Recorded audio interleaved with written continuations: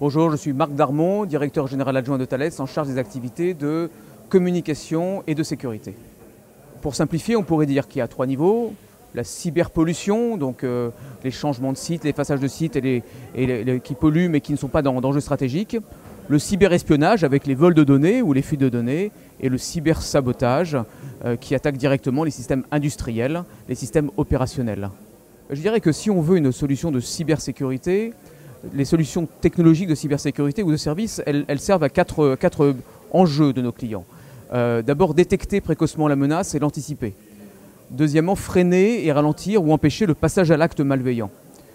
Troisièmement, aider à la prise de décision rapide pour, lorsqu'il y a une cyberattaque, savoir quoi faire.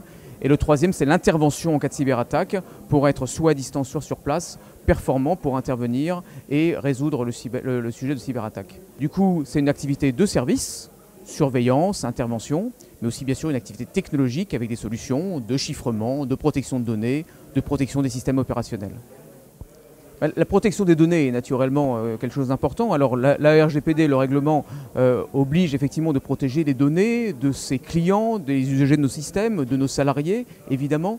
Mais c'est un risque de plus sur les données que le risque de fuite de données stratégiques, données commerciales ou données technologiques, qui sont évidemment des risques très importants dans le cas d'une cyberattaque. J'insiste pour dire que le risque sur les données n'est pas le seul risque dans le domaine de l'espace cyber, puisque le cybersabotage ou le risque sur un système industriel, pour couper le système industriel ou l'émission d'une chaîne de télévision ou la capacité de fonctionner d'une usine, sont des risques de cyberattaque aussi considérables.